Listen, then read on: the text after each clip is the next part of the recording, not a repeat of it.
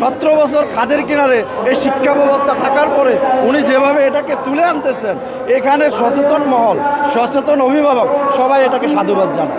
মিথ্যা অপবাদ দিয়ে তাকে পদত্যাগ করানোর জন্য যেই সমস্ত কথা উঠেছে তার প্রতিবাদ করার জন্য আমরা বলতে চাই, আসলে মূলত এটা যারা এই কথাগুলো বলতেছে, যারা আমরা দেখছি অল্প কিছু সংখ্যক ছেলেমেয়ে যারা রোডে এসেছে, আমার গবেষণা অথবা আমার বুদ্ধিমত্তা আমি বলবো এরা বর্তমান যে পরিস্থিতিতে পরীক্ষা চলছে, এই পরীক্ষা পদ্ধতির তারা যেহেতু নকল করতে পারে না, অর্থাৎ আগে যেই পরীক্ষা পদ্ধতি ছিল বিগত সরকারের আমলে, আওয়ামী লীগ সরকারের আমলে, তারা তখন এই হলে MCQ কোশ্চেনগুলা টিচাররা বলে দিত এবং একজনে আরেকজনের খাতা দেখে অথবা একজনে আরেকজনের কাছে যায় লিখতে পারতো। কিন্তু এখন বর্তমানে এই অবস্থা, এইবার এই পরীক্ষায় এই সুযোগটা নাই, বইয়ের সাথে সম্পৃক্ত নাই, তারাই মূলত আসলে এই কথাটা বলছে যে প্রশ্ন কঠিন হচ্ছে।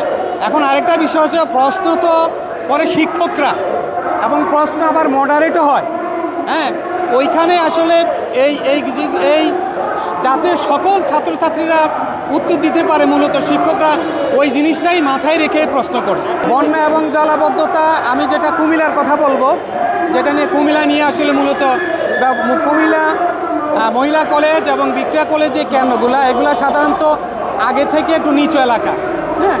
এখন কুমিল্লা বৃষ্টিটা হয়েছে ওই দিন ভোররাত্রি থেকে শুরু হয়েছে 8টা পর্যন্ত, তার আগে কিন্তু বৃষ্টি হয় নাই।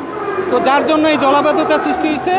আমি বলবো যে এইটা তাৎক্ষণিক যারা কেন্দ্র সচিব ছিল, ওইখানে লোকাল প্রশাসন ছিল এবং বোর্ডের চেয়ারম্যান ছিল, তারা এই নিউজটা তাৎক্ষণিক জাতীয় পর্যায়ে, অর্থাৎ মাননীয় প্রধানমন্ত্রী অথবা শিক্ষামন্ত্রী অথবা শিক্ষা মন্ত্রণালয়ে যত উপদেষ্টা আছে তাদেরকে জানানো উচিত ছিল, তারা জানাই নাই, যার জন্য এই পরীক্ষাটা নিয়ে একটু বিভ্রান্ত হয়েছে।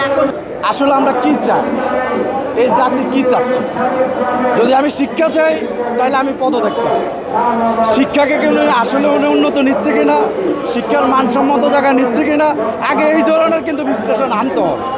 এই প্রেক্ষাপট থেকে বিগত দিনের অভিজ্ঞতা এবং বর্তমানে এখানে 4.5 মাসের যে অভিজ্ঞতা, এই জাতি কিন্তু দেখতেছে 17 বছর খাদের কিনারে এই শিক্ষা ব্যবস্থা থাকার পরে উনি যেভাবে এটাকে তুলে আনতেছেন, এখানে সচেতন মহল, সচেতন অভিভাবক সবাই এটাকে সাধুবাদ জানায়। আমরাও সচেতন নাগরিক, সচেতন অভিভাবক হিসাবে আমরাও এটাকে সাধুবাদ জানাই।